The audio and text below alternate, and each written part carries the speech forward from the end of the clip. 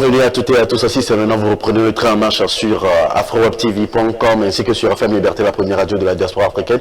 Vous êtes dans votre émission Avis de la diaspora, animée, présentée par votre serviteur Moïse Agbéni-Grand, à la réalisation également pour vous. 3 journalistes togolais, également Ferdinand Haïté et Joël Ega respectivement, directeur de publication du journal L'Alternative et Fraternité, Isidore Kouanou, animateur de l'émission Débat, l'autre journal, sont tous des journalistes de la presse privée togolaise qui ont été interpellés et détenus et après mis sous mandat de dépôt suite à une émission produite sur leur chaîne YouTube. L'une des presses privées en ligne, ici lomé.com, dit tout simplement que les organes de presse sont régulièrement suspendus par la haute autorité de l'audiovisuel et de la communication à la suite des critiques contre le pouvoir. Reporters sans frontières a également conclu une détention arbitraire avant d'appeler instamment à la libération immédiate des journalistes incarcérés. L'avocat de ces 3 journalistes ont été, ou soit les avocats ont été inculpés dans l'exercice de leurs fonctions et ne baissent pas les bras et comptent également poursuivre les procédures. On en parle aujourd'hui, ce sujet très sensible sur votre média préféré AfroWeb TV. Merci de votre fidélité d'écoute. Aujourd'hui, on parle de ces aînés et également le 4e pouvoir qui est à l'honneur aujourd'hui et que vous suivez tout le temps. Vous avez l'habitude de les suivre également sur leur chaîne YouTube. Votre première impression sur ce sujet, Monsieur Mpapou Yambouaba?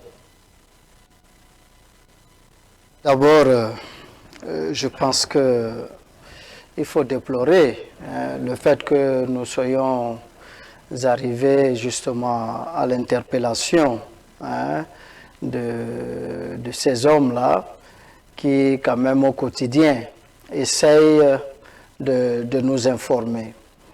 Alors, ça, c'est la première gêne que j'ai eue dès que j'ai été au contact de l'information. Mais en creusant quand même plus loin, je me suis quand même dit que effectivement ces journalistes-là se sont quand même laissés un peu aller. Et la situation peut se comprendre. Mais comme je l'ai toujours dit, en principe, pour un gouvernement qui a des problèmes à régler, et en principe, on ne devrait pas pouvoir toujours regarder tout ce qui se dit dans les coins de rue. C'est vrai que c'est sur les médias et que c'est diffamant et tout ça.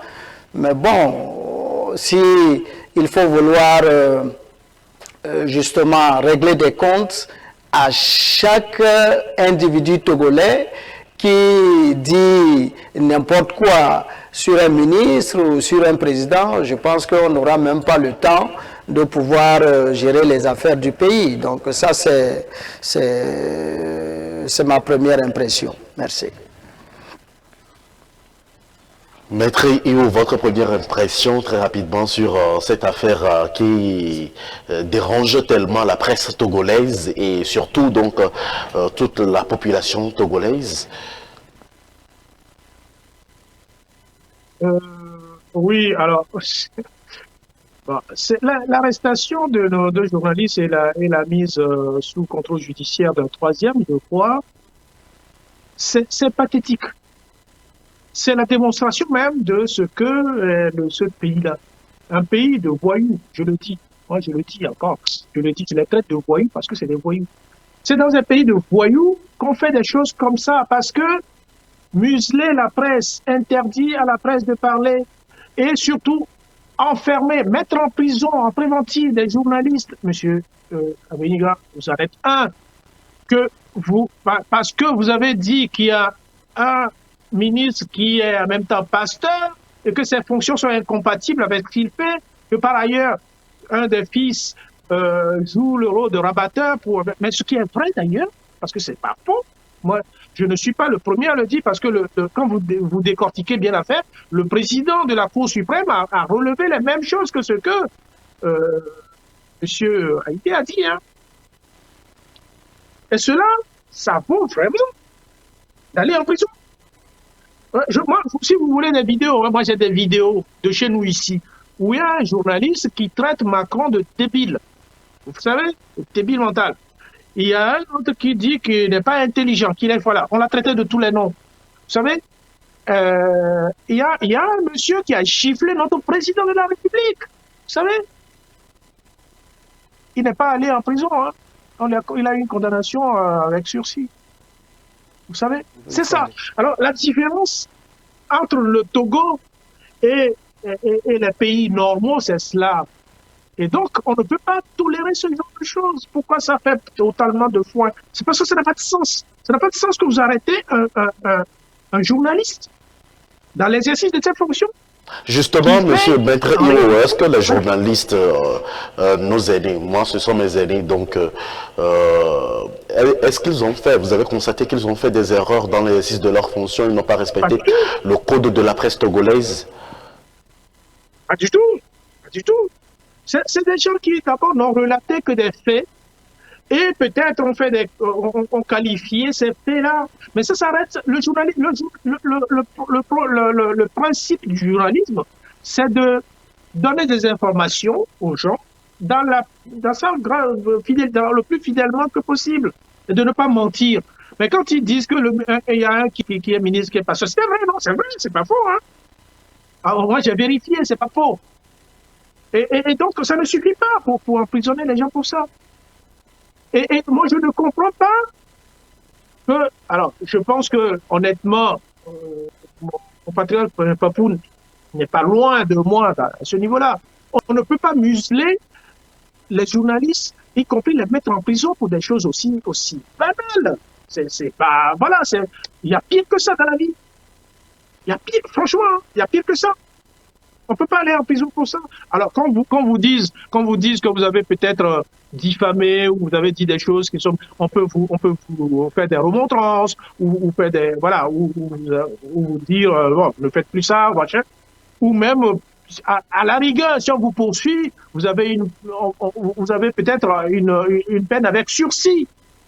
Ça ne mérite pas un mandat de dépôt. Putain, vous savez ce que, excusez-moi du mot, mais vous savez ce que ça veut dire de priver quelqu'un d'une liberté pour vous avoir insulté? Et non, mais il y a qu'au Togo qu'on voit ça. Mais monsieur Mpapou Yamba, oui, monsieur Mpapou Yamba, êtes-vous de même avis que Maître Iou? Je ne peux pas être du même avis et pour plusieurs raisons. La première des choses, je n'aime pas le copie-coller. Voilà, ce n'est pas parce qu'on insulte Macron, on le gifle, on insulte Joe Biden, on fait tout ce qu'on veut de lui, qu'il va falloir accepter qu'en Afrique aussi, on le fasse à l'endroit de nos présidents. Donc cette copie-collée-là, moi je ne me retrouve pas dans cette histoire parce que ce sont des anti-valeurs. En tant que journaliste, vous faites vos investigations, vous avez une information à livrer, vous livrez l'information. Vous n'avez pas le droit d'aller pavaner dans la vie privée de quelqu'un, etc., etc. Le journalisme est encadré par ce que nous appelons le code de la presse dans notre pays. Maître Iou, vous êtes le mieux placé pour le savoir. Et qui plus est, si vous dites que c'est un pays de dictateurs, et donc, vous avez encore plus de raisons de faire en sorte, effectivement, que tout ce que vous faites colle avec la loi, de façon à ce que, quand on vous arrête, que vous n'ayez pas de difficulté, effectivement, à vous défendre. Et parce que si vous dites que vous êtes dans un pays dictateur, les dirigeants ne sont pas des démocrates, ils enferment les gens même quand ils ne font rien, alors faites en sorte que lorsque vous faites quelque chose, que vous puissiez effectivement pouvoir vous justifier, vous expliquer, de façon à ce que effectivement, devant l'opinion nationale et internationale, qu'on sache que c'est effectivement la force qu'on vous a fait. Ça, c'est la première des choses qu'il faut effectivement que nous comprenions. Parce que moi, je n'ai jamais, moi particulièrement, et j'ai peut-être des raisons, même plus grandes, que Maître Iou ou même tous les autres là, qui parfois vraiment tiennent un langage, j'allais dire, quelque peu quand même irrespectueux à l'endroit de notre pays.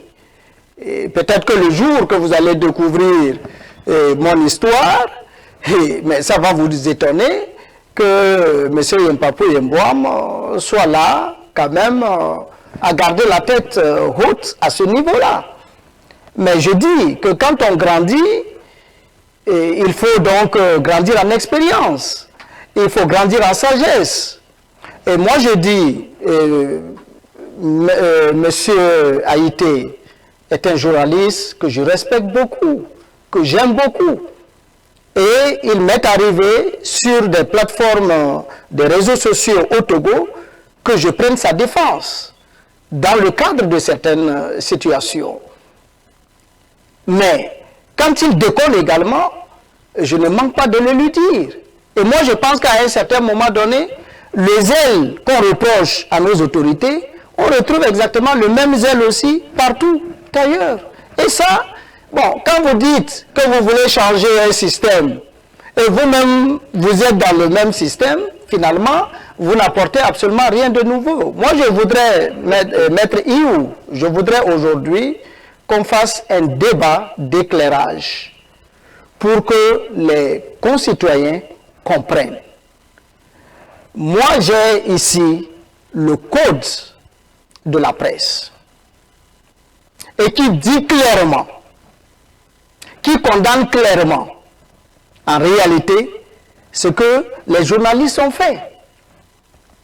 Bon, maintenant, si vous avez d'autres éléments contraires, pour montrer que le procureur qui a effectivement décidé de poursuivre les journalistes, qu'il est en porte-à-faux avec la loi, je vais vous prier que effectivement nous puissions aller dans ce sens-là, pour éclairer la lanterne de nos concitoyens, au lieu que nous nous mettions tout simplement à parler. Sinon, sur la base de ce que je sais par rapport au code de la presse, effectivement, les journalistes ont failli. Et comme je l'ai dit quand même, étant donné que c'est des journalistes qui nous aident quand même à nous informer, il va falloir que l'État puisse comprendre que c'est des gens aussi aménagés, parce qu'ils ne font pas que du mal. Il y a d'autres jours aussi qu'ils disent des choses qui nous élèvent aussi. Voilà donc mon propos. Merci, Monsieur Mpapo. Monsieur Mpapo, merci beaucoup. Je suis dans cette situation où j'ai mes grands frères en cellule ou qui sont sous mandat judiciaire. Ça touche beaucoup. Et vous comprenez également donc nos états d'âme aujourd'hui. C'est un sujet très sensible. J'ai l'article, également le code pénal. Est-ce que c'est le code pénal qui doit être appliqué ou soit c'est le code de la déontologie ou soit le code de la presse et de la communication du Togo qui doit être appliqué à nos aînés qui sont dans cette situation aujourd'hui, puisque nul n'est épargné. Alors, vu que nous avons l'opportunité d'avoir un maître Alexis Iou avec nous, qui est également enseignant, il comprend mieux également les règles de droit, il pouvait nous donner des éclairages sur certains aspects rapidement. L'article 2 donc, du code de la presse et de la communication dit en ce sens que les dispositions du présent code s'appliquent aux professionnels des médias et aux sociétés de presse exerçant les activités de presse écrite et de presse audiovisuelle, et de la communication et non, je me perds un peu, je vais reprendre si vous permettez, s'il vous plaît. L'auditeur va rester en ligne et nous écouter et très rapidement. L'article 2 donc dit: les dispositions du présent code s'appliquent aux professionnels des médias et aux sociétés de presse exerçant les activités de presse écrite, de presse audiovisuelle et de presse en ligne en République togolaise. Article 3. Le présent code exclut de son champ d'application les activités de production cinématographique. Les réseaux sociaux sont également exclus du champ d'application du présent code, lesquels sont soumis aux dispositions du droit commun. Article 4. Toute personne physique ou morale qui n'a ni représentation ni siège en République togolaise est soumise aux dispositions du présent code si les décisions d'exploitation prises à l'étranger sont mises à exécution en République togolaise. Elle utilise un imprimeur, un éditeur, un diffuseur ou un distributeur établi en République togolaise. Maître Iwo, éclairez-nous s'il vous plaît. Alors, vous savez pourquoi je me suis mis à rigoler tout à l'heure, c'est parce que c'est mon compatriote qui me fait rire. Peut-être un rigolo, parce que alors, je n'ai pas le code sur moi, hein, je l'ai parcouru à un moment donné quand j'ai eu le truc, mais au Togo, les infractions liées à la presse et à l'audiovisuel sont dépénalisées. Ça veut dire quoi? Ça veut dire qu'on a scindé le code pénal avec le code, les sanctions relatives aux affaires qui concernent la presse écrite, orale, les radios, voilà. Et ce que vous venez de dire, c'est exactement cela. C'est-à-dire que ce qu'on reproche à Haïté et ses confrères, au fait, ils l'ont travesti. Parce que les débats qu'il y a eu dans le cadre de l'exercice de leurs fonctions ont été pénalisés et considérés comme étant une atteinte à l'autorité publique et non pas une infraction au code de la presse. Vous voyez, ça, c'est fait exprès. C'est-à-dire que ce qu'ils ont fait juridiquement relève du code de la presse au Togo. Ça ne relève pas du code pénal. Mais pour pouvoir l'amener dans le code pénal, il faut qualifier le truc autrement. C'est ce qu'ils ont fait. Ils ont qualifié ça autrement pour dire, mais en fait, ce n'est pas une infraction du code de la presse au Togo. Mais non, c'est une infraction au code pénal. Ce qui est totalement ubuesque. C'est une ignominie, c'est même pas intelligent de leur part. Ça n'a aucun sens intellectuellement. La construction intellectuelle, en tout cas juridique, ça ne tient pas debout, tout simplement. Mais au Togo, on est capable de tout faire. Voilà. On est capable de tout dire, de tout travestir, pourvu que ça colle avec ce qu'on veut. Donc, vos confrères, M. Abenigan, n'ont commis aucune infraction liée au code pénal. Voilà. Maintenant, si on veut aller dans le code de la presse, peut-être qu'on peut leur reprocher un certain nombre de choses, un manque de déontologie, mais ça ne vaut pas une peine de prison, vous savez. Il n'y a pas de condamnation en peine de prison dans le code de déontologie. C'est ça la différence. Donc quand on vous amène en prison, et surtout en détention préventive, c'est qu'on a correctionnalisé votre affaire et que votre affaire relève du code pénal et non pas du code de la presse. C'est ce qu'on reproche aux Togolais, c'est ce qu'on reproche aux procureurs de la République, c'est ce qu'on reproche aux juges au Togo, de ne pas pratiquer le droit et de ne pratiquer que l'envers du droit depuis un certain temps. C'est pour ça que mon compatriote me fait rire. Maître Iwo, je ne vous coupe pas. Je ne suis pas sérieux. Oui, Maître Iwo, je ne vous coupe pas, mais aussi j'ai le code pénal ici aussi avec nous. Vu que vous êtes un homme de droit, nous allons profiter de l'occasion pour avoir vos avis sur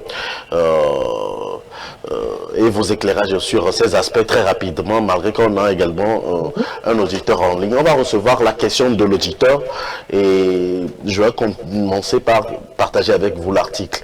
Auditeur en ligne, bonjour. Oui, allez-y, on vous écoute. Oui, merci beaucoup. Moi, je déplore une fois encore l'arrestation des journalistes au Togo et qui soient jusqu'au jour d'aujourd'hui enfermés. Vous savez, dans tout pays, je ne dis pas que les journalistes ne font pas des erreurs médiatiques. Ils peuvent donner des informations pour lesquelles toutefois ils peuvent être poursuivis, que ce soit au Togo ou dans n'importe quel pays. Donc, à chaque fait correspond la sanction. Et le code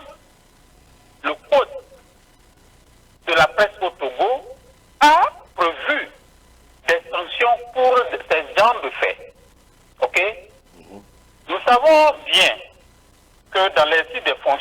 journalisme. C'est pour cela, dans le code de la presse au Togo, on a mis en article 8, dans l'article 8, ils ont donné des cas spécifiques pour lesquels la liberté d'expression du journalisme peut poser des problèmes. Par exemple, atteinte à la vie privée et au droit de l'image d'autrui. Bon, dans ce cas, on peut parler d'atteinte à la vie privée. Mais, au même moment, la sanction que ces journalistes écopent aujourd'hui, est-ce que c'est une sanction qui est en conformité avec les sanctions prévues par le code de la presse au Togo? C'est ma question que je voudrais poser. Et, secondo, on applique le code de la presse pour sanctionner des journalistes ou carrément on a une institution qui juge ces journalistes-là pour autre fait que nous ne savons pas. Parce que, à ce que je sache, dans beaucoup de pays que nous suivons, je ne suis pas en train de faire des comparaisons, mais nous savons bien que le code de la presse et la liberté d'expression, ce sont des trucs qui ont été votés et que tous les pays se conformisent à cela sur le plan international.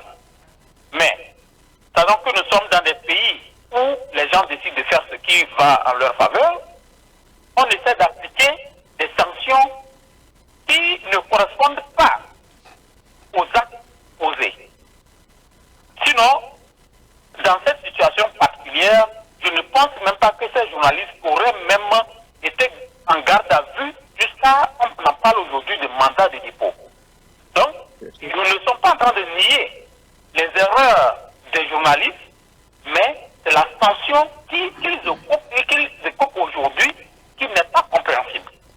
Voilà un peu mon intervention. Et si vous avez le code qui précise les sanctions qu'ils doivent écoper vraiment, qu'on puisse nous détailler ça sur ce débat pour qu'on puisse mieux comprendre pourquoi est-ce que cela est arrivé jusqu'à ce point. Merci beaucoup. Je sais que Maître Youet avec nous veut intervenir, oui, mais je vais lire rapidement, vous allez permettre à ce que je lise rapidement le code pénal, article 497. La publication, la diffusion ou la reproduction par quelque moyen que ce soit de nouvelles fausses, de pièces fabriquées, falsifiées ou mensongèrement attribuées à des tierces, lorsque faites de mauvaise foi, elles troublent la paix publique ou est susceptible de la troubler, est punie d'une peine d'emprisonnement de 6 à 2 mois, 2 ans, ou d'une amende de 500 000 à 2 millions de francs CFA, ou l'une de ces peines. L'auteur des nouvelles fausses visées à l'alinéa précédent est puni d'une peine d'1 à 3 ans d'emprisonnement, d'1 million à 3 millions de francs CFA d'amende ou de l'une de ces deux peines.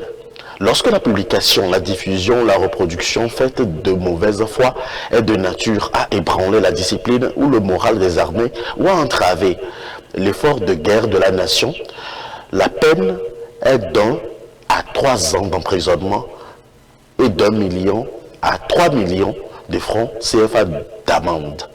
Voilà donc l'article 497 que je viens de partager avec tous les amis internautes, les téléspectateurs que nous suivent de près et de loin sur cette situation qui prévaut dans la presse togolaise. Aujourd'hui où on voit nos aînés, ou soit mes grands frères également en cellule, tout le monde peut faire des erreurs et nous ne sommes pas là pour remonter les tensions, mais pour trouver des solutions. Aujourd'hui, ils sont déjà dans cette situation, maître Io. Que pouvons-nous faire et pour qu'on nous pardonne? Merci, alors, je vais continuer dans ma lancée de ce que je disais tout à l'heure pour répondre après à votre... C'est très bien de me lire cet article-là. Je voudrais juste enfin rappeler à mon compatriote Yampabou qui disait tout à l'heure qu'il n'aime pas qu'on transpose un cas d'un pays à l'autre. Je veux juste lui rappeler que le mot liberté n'a pas de pays. Vous savez, la liberté n'a pas de pays. La liberté d'expression, c'est mondialement reconnu partout pareil, que ce soit dans le fin fond du Kazakhstan ou, je sais pas, dans l'Alaska. Liberté, ça veut dire liberté pour tout le monde. C'est exactement la même chose. Donc, vous n'allez pas me dire que au Togo, mais parce que, alors surtout, ne me demandez pas ça, d'accréditer le fait que l'idée selon laquelle ben, il y a une dictature, comme il y a une dictature, il faut que je sache me prendre pour que je ne dise pas certaines choses qui heurtent ces gens-là. Mais c'est quoi ça? C'est accepter que la dictature, c'est la norme? Mais non, pour moi, non. La dictature, c'est pas une norme. Non, non, pas du tout. La norme, c'est la démocratie. Donc, il faut faire comprendre à ceux qui n'arrivent pas à comprendre que ben, priver les gens de liberté parce qu'ils ont parlé, parce qu'ils ont dit des choses, c'est juste anormal. Alors, pour revenir à vous, à ce que vous venez de lire, très bien, merci, M. Benignan. Ce texte-là, je vais vous expliquer. Ce texte-là ne vise pas l'infraction, en tout cas, ce qui est prétendument appelé infraction, de ce que vos collègues ont fait. Lisez très bien le texte, parce qu'en droit, les mots ont leur signification. On dit que ces faits qu'on relate, qui sont susceptibles de troubler quoi? De troubler l'ordre, ou de troubler, ou de créer un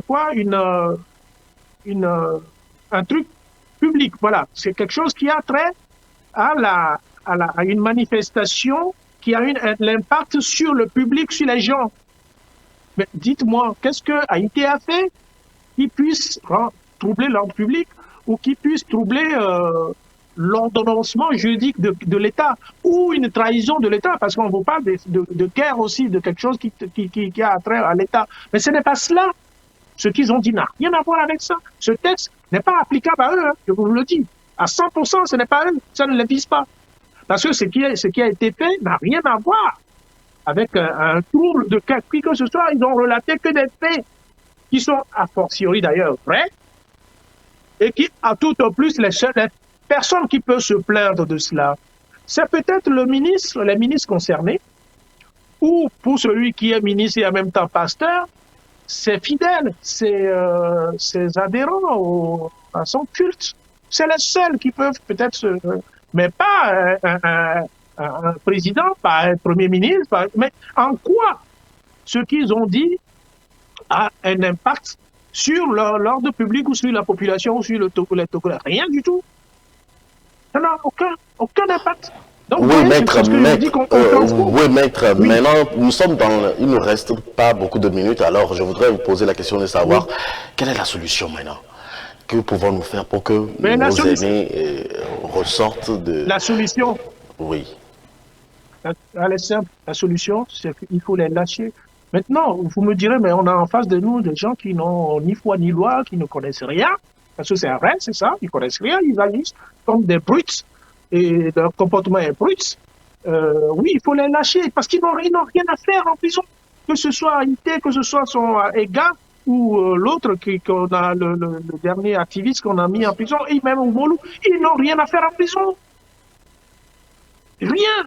Alors, le texte que vous venez de lire concerne les gens qui font des actes qui utilisent la presse et qui détournent l'objet de la presse pour commettre des actes qui sont susceptibles peut-être de faire une révolution ou quelque chose dans un pays ou apporter une déstabilisation d'un pays. Ce n'est pas cela qu'ils ont fait. Ils ont juste informé que telle personne fait ça, telle personne fait ça. Mais vous prenez ou vous ne prenez pas. Hein. Au Togo, mais on voit tout au Togo. C'est-à-dire que le journaliste qui m'informe, je ne suis même pas obligé de le croire. Vous voyez? Quand vous me dites quelque chose en tant que journaliste, je ne suis pas obligé de vous croire. Hein.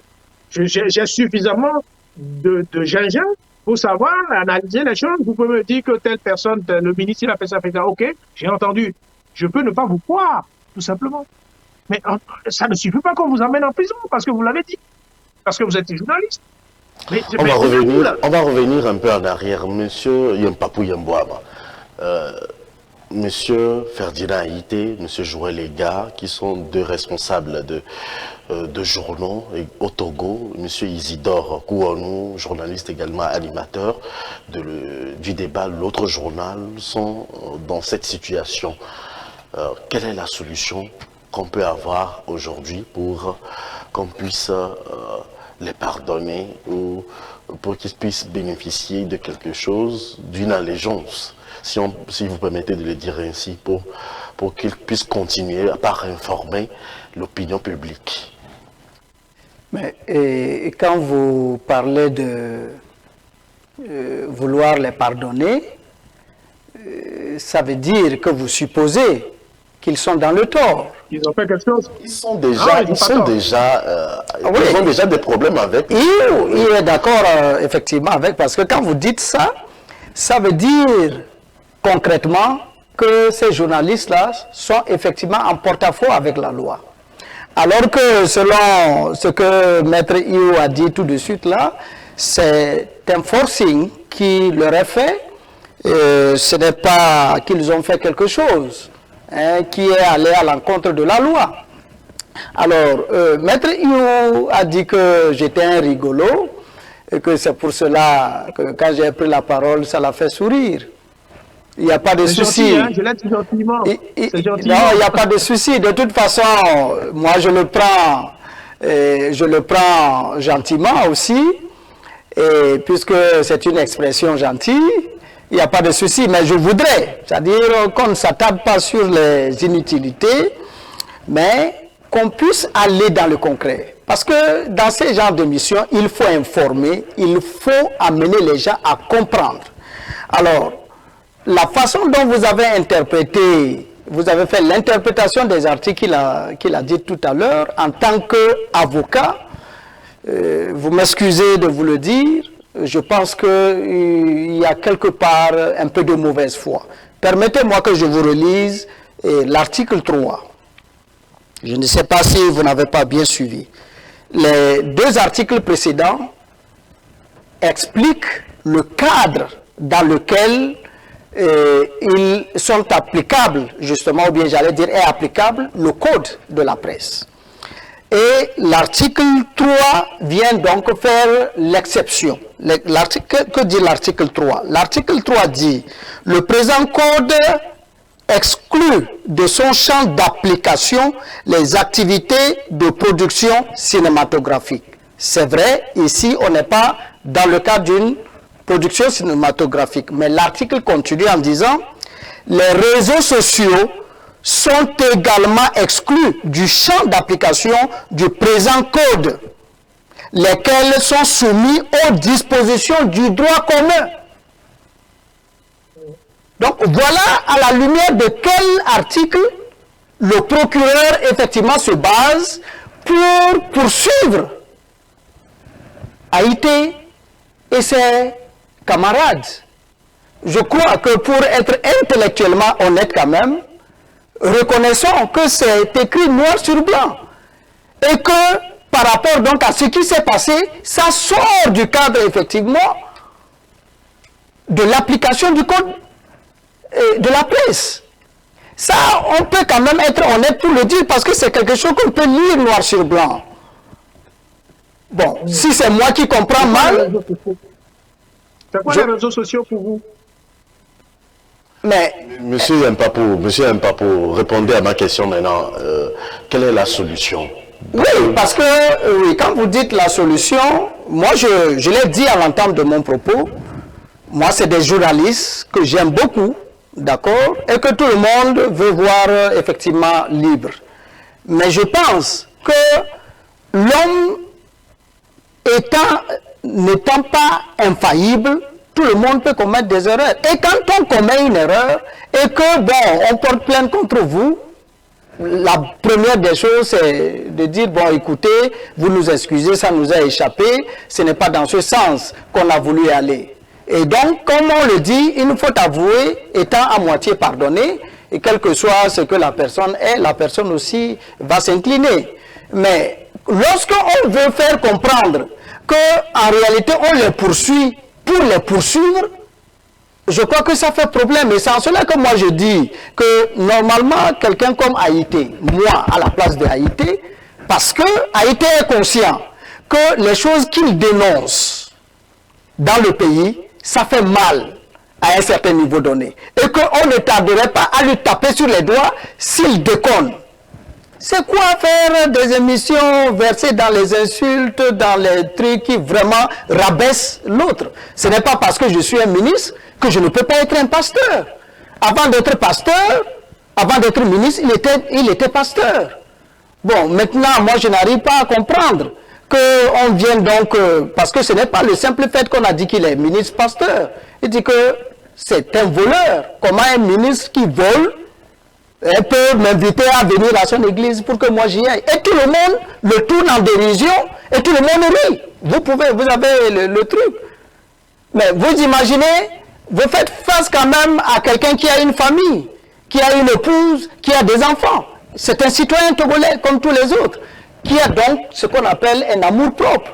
Vous ne pouvez pas quand même penser que l'enfant de ce monsieur-là, qu'on traite comme ça, puisse tomber sur un tel truc et dire qu'il est à l'aise quand il est à l'école avec ses camarades. Il faut quand même aller comprendre les effets, l'impact sur quand même la famille proche de ce monsieur.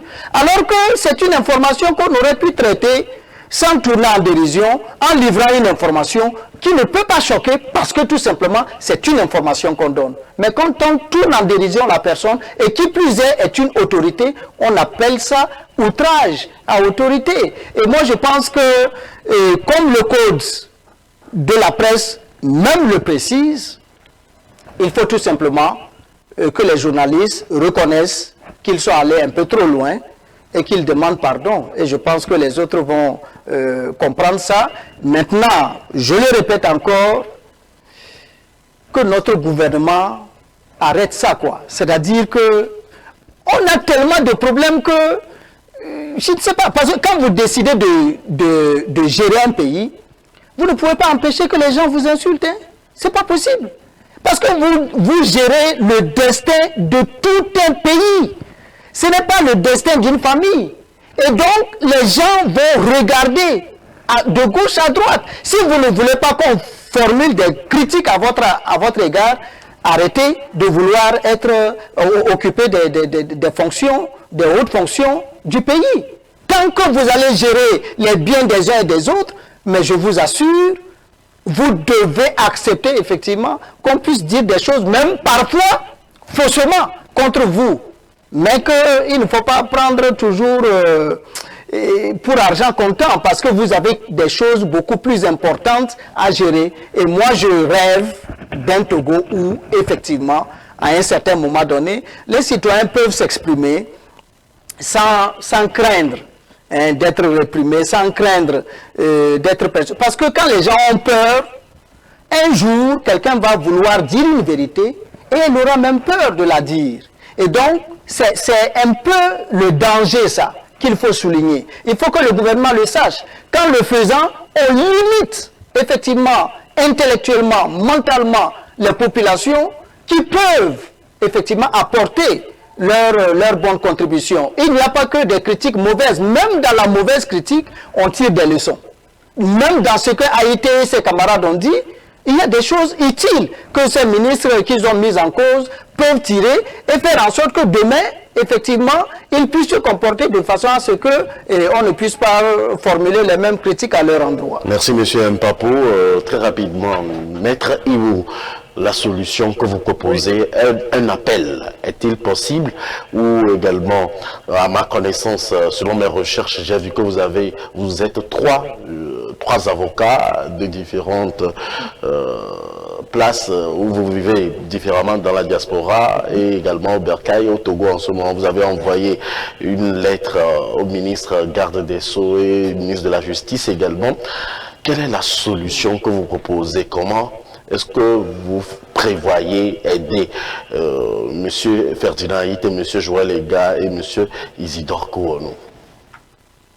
Moi, vous savez, M. Benega, moi j'ai juste honte pour mon pays. J'ai honte d'être togolais quand je vois ce qui se passe. J'ai honte de dire que je suis togolais. J'ai même honte de dire qu'il y a des minants juristes au Togo. Vous voyez? Parce que ce que vient de dire Yapakou, je comprends. Il est un peu embarrassé par cette situation parce qu'il sait très bien que nos journalistes n'ont pas à être là-bas. Mais vous savez, pour qu'une action publique soit mise en œuvre, il faut d'abord qu'il y ait une plainte.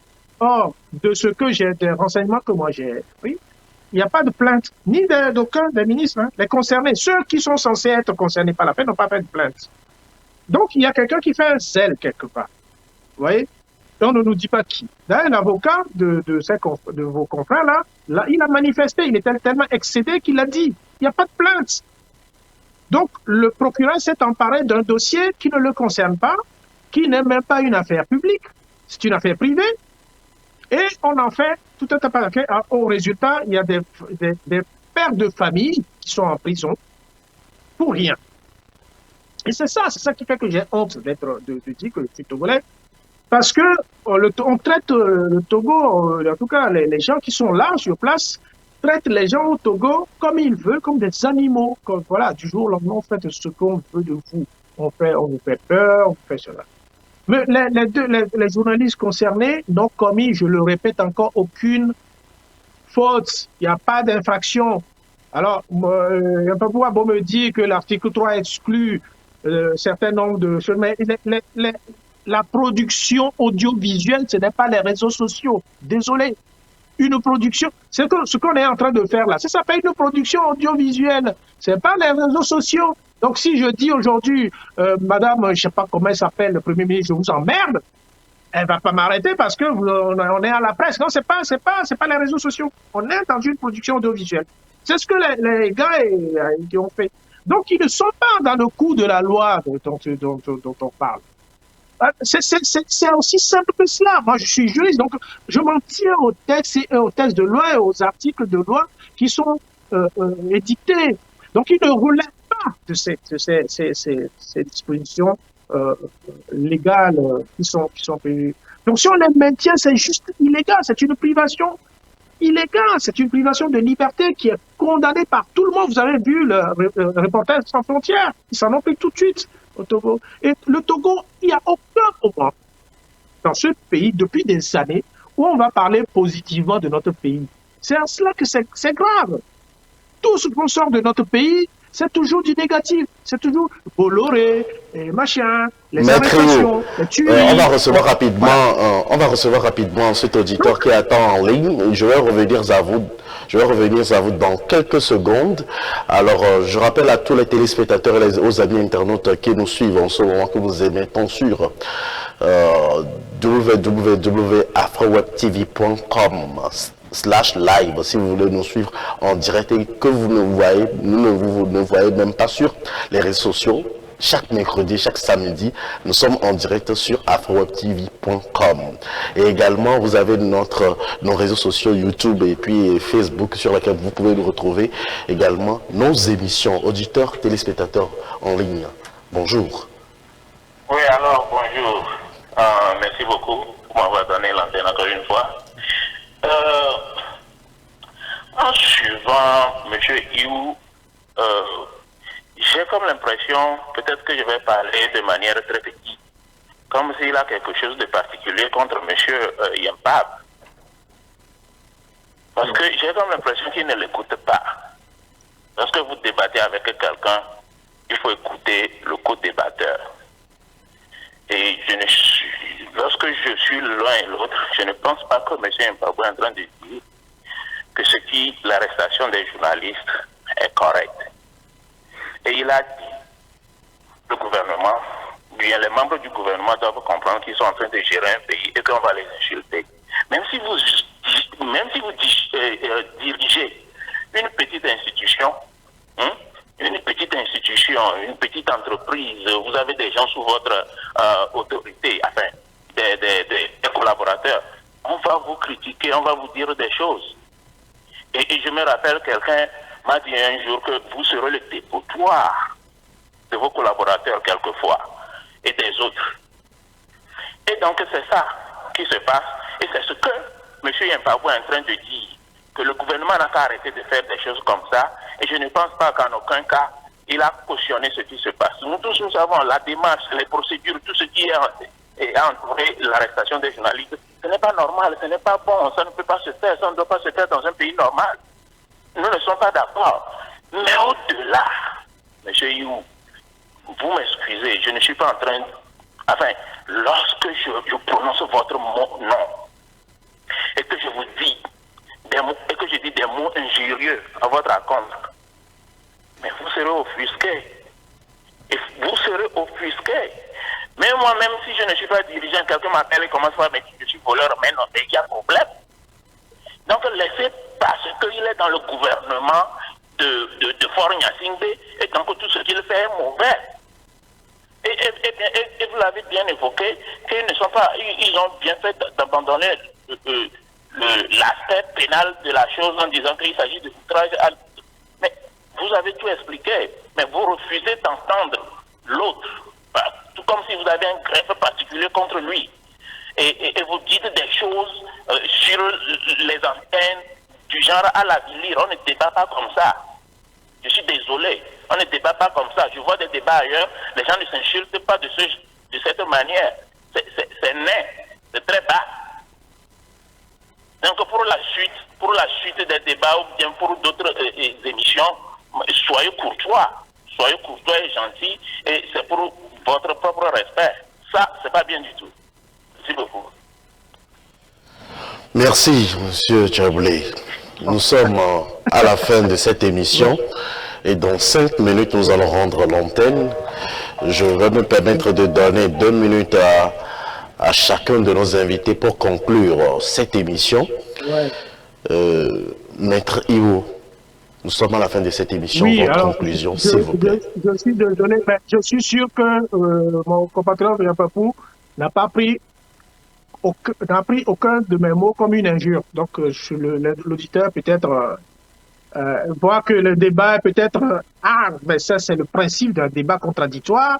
Mon contradicteur a dit des choses, bon, je les prends aussi, je dis des choses, je les prends. Mais il n'y a pas eu d'insulte entre lui et moi. Et il n'y a pas d'insulte non plus lorsqu'un journaliste dit que quelqu'un est voleur. Parce que quand on dit de quelqu'un qu'il est voleur, c'est pas une injure. Hein. C'est un constat, c'est un fait. Enfin, vous faites une appréciation d'une situation. C'est pas une injure. Il faut, les mots en français ont leur sens. Quand vous dites à quelqu'un vous êtes un voleur, c'est pas une injure. Alors, c'est aussi simple que cela. C'est quand on dit que le ministre a volé, il est voleur, c'est pas une injure. Alors, si c'est une injure, la poursuite, c'est une dénonciation calomnieuse ou injure. Voilà. Or, ce n'est pas pour ça qu'on les poursuit. On les poursuit pour atteinte ou outrage à l'autorité publique, ce qui est un fourre-tout. Moi, j'appelle ça une prévention fourre-tout. Ça n'a pas de sens. Donc, je voudrais tout simplement, alors, que les gens se rassurent. Mon compatriote et moi, il n'y a rien. Je n'ai rien ni contre Yopepou, ni contre personne. On débat, le principe du débat, c'est que, voilà, on dit des choses, chacun garde sa position. Je le félicite d'ailleurs d'être convaincu de garder sa position de choses. Je ne lui demande pas de me rejoindre dans ma position parce qu'il soutient très bien sa position, elle est bien. Mais je garde la mienne. Elle est peut-être hard, elle est peut-être rude, mais on se respecte. Je crois que l'auditeur n'a pas bien suivi ou peut-être a suivi le dernier moment et qui a cru qu'on s'étripe. Non, on ne s'étripe pas. On se respecte dans ce qu'on fait. Alors, enfin, pour dire, j'aimerais que au Togo, ça sera mon dernier mot, que ceux qui sont à Lomé comprennent que le Togo n'est pas un pays fermé, ça fait X fois que je le dis, et que tout ce qui se fait à Lomé, tout ce qui se fait au Togo est ça se réjaillit partout dans le monde. Donc, quand on arrête nos journalistes comme ça, quand on arrête les gens de façon arbitraire, sans vraiment quelque chose de sérieux, voilà, ces gens-là auraient fait quelque chose de grave, vraiment de grave, on peut comprendre. Mais là, on dit ils ont eu une appréciation, ils ont qualifié un ministre ou quelque chose. Mais alors, dites-moi, s'ils avaient dit ça du bistrottier du coin, celui qui tient, je sais pas, un restaurant ou à côté, est-ce qu'il serait allé en prison? Mais non. Mais non. Si on avait dit que le gars de Hanoukope qui tient son bistrot, que c'est un voleur, est-ce qu'il serait allé en prison? Mais non. C'est ça la démocratie. C'est ça la liberté. Qu'on puisse parler, qu'on puisse dire des choses. Que demain, je puisse dire, mais monsieur, je sais pas, monsieur, mais ce que vous me dites là, ben, j'ai rien à foutre, vous êtes vraiment un con. Voilà, ça ne veut pas dire que vous êtes con, hein. C'est juste un mot qu'on sort comme ça. Combien de fois nous on sort ici pour dire ce ministre, c'est un salaud, c'est un con, c'est vraiment un vaurien. C'est ça. Mais on ne va pas en prison pour ça. pas en Merci, prison quand même Maître de Io. grâce. Voilà. Merci, Maître Et ça, je Io. crois que mon frère, il y a beaucoup me comprendre qu'on ne va pas en prison pour des choses comme ça. On est d'accord là-dessus. Merci beaucoup Maître pour Io. votre invitation. Voilà. Merci également à M. Yann Papou qui va faire sa conclusion. Alors, merci beaucoup, merci Moïse pour nous avoir associés encore une fois à ce débat qui concerne la vie de notre pays. Et contrairement à Maître Iou, moi je suis fier d'être togolais, et même si je consens que nous avons des problèmes au Togo. Et c'est l'une des raisons d'ailleurs pour laquelle j'ai refusé la nationalité américaine. Et je voudrais, pour répondre à ce que Maître Io avait dit, il a posé la question de savoir pour moi c'est quoi un réseau social. Et je pense que c'est Maître Io qui fait la confusion entre une production audiovisuelle et un réseau social. Parce que lorsque vous prenez une émission comme celle-là que nous sommes en train de faire, et vous pensez que c'est une production audiovisuelle, vous vous trompez largement. Parce que vous n'êtes pas en réalité une télévision, mais c'est à travers le canal YouTube. Donc c'est un réseau social YouTube. Et c'est ce qui est reproché justement aux journalistes. Et c'est exactement ce que l'article 3 exclut. Et plus loin, l'article 8 dit exactement ceci: l'exercice de la liberté d'information et de presse audiovisuelle, écrite et en ligne, est libre et garanti, sauf à répondre de l'abus de cette liberté dans les cas ci-après déterminés par la loi. 1. Atteinte à la vie privée et au droit à l'image d'autrui. La question est la suivante.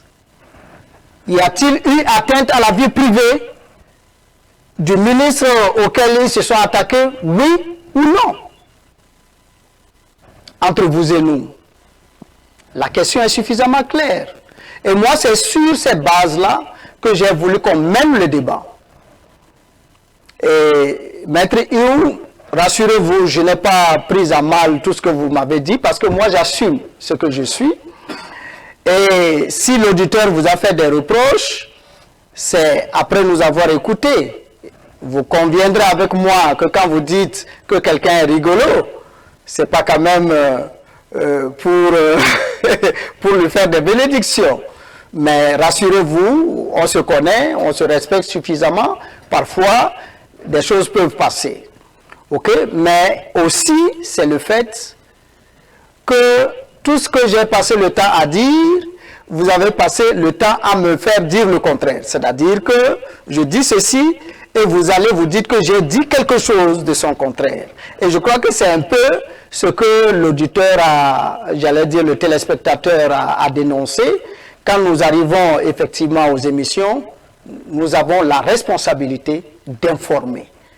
Et informer, c'est vraiment informer avec des sources fiables, avec une certaine crédibilité. Donc ceci étant, j'implore encore une fois la compréhension du gouvernement et je leur redis que la vie ne doit pas se limiter qu'à regarder qui insulte les membres du gouvernement ou pas, mais les Togolais ont des problèmes de santé, notamment dans cette période de Covid, des problèmes d'éducation, je vais dire par rapport à l'enseignement, des problèmes liés justement à la restauration et tout ce qui suit, des problèmes d'infrastructure, de développement. Voilà les problèmes auxquels il faut s'attaquer de manière ardue. Et j'appelle aussi le gouvernement à faire en sorte que lorsque des gouvernants sont cités dans des affaires de corruption, par exemple, qui se trouvent être avérées, lorsque des personnalités sont mêlées à des situations qui ne sont pas compréhensibles, tels que par exemple le président de la haute autorité de notre justice togolaise, de la Cour constitutionnelle. Lorsqu'on dénonce des choses comme ça, il faut qu'on ait le courage également de faire suivre des sanctions. Mais quand justement les plus hautes autorités commettent des erreurs très graves parfois, et qu'on ne sanctionne pas, et que de l'autre côté, lorsque c'est peut-être un opposant ou bien c'est quelqu'un de la société civile ou de la presse qui fait quelque chose et on s'empresse pour sanctionner, vous comprendrez que la population ne pourra jamais comprendre ce langage-là et cela ne détermine pas de lendemain meilleur pour notre pays. C'est sur ce propos-là que je vais terminer en remerciant les uns et les autres pour nous avoir écoutés, pour avoir accepté justement de nous suivre jusqu'au bout. Merci encore à vous, Moïse, pour cette invitation d'aujourd'hui. Nous sommes à la fin de cette émission. Je vais donner une minute à M.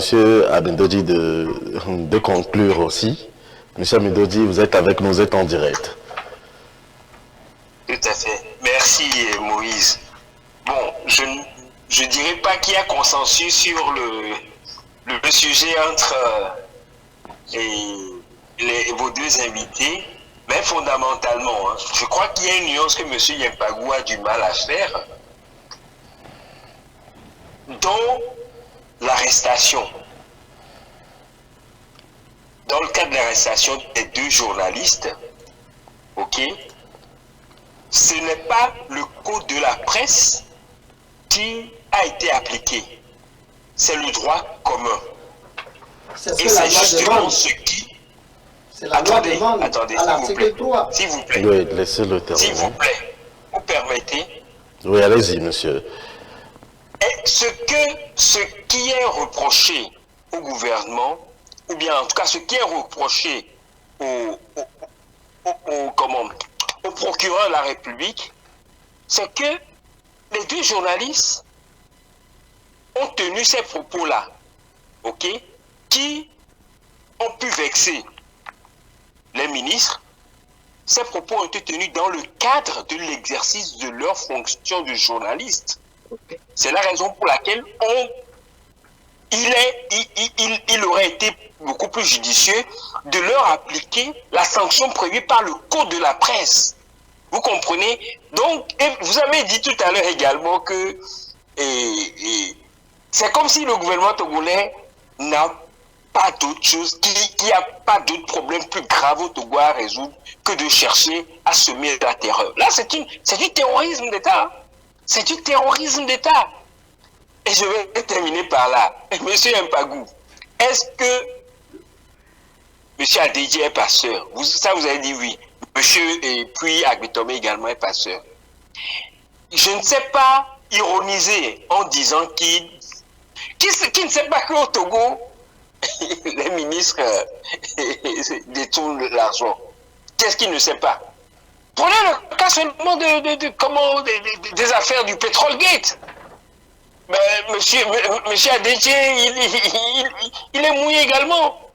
Vous savez donc, s'il vous plaît, vous avez dit tout à l'heure, ce n'est plus la liberté de presse seulement au Togo qui est en danger. C'est la vérité même. C'est la vérité. On ne veut pas, les gouvernants ne veulent pas que la vérité soit dite. Et ça, monsieur Yempagou, je vous le dis aujourd'hui, témoin à l'appui, si vous continuez à cautionner des choses comme ça, demain ou après-demain, vous allez vous-même vous tomber dans le même piège. Parce que, comme on fait son lit, on s'y couche. Merci. Merci, M. Philippe Abendodi, de nous avoir appelé. Merci à vous tous qui nous avez suivis pour ce numéro de votre émission Avis de la Diaspora. Restez toujours des nôtres. Nos émissions sont toujours à replay également sur notre chaîne YouTube AfroWeb TV. Bonne suite de nos programmes et surtout, que Dieu vous bénisse.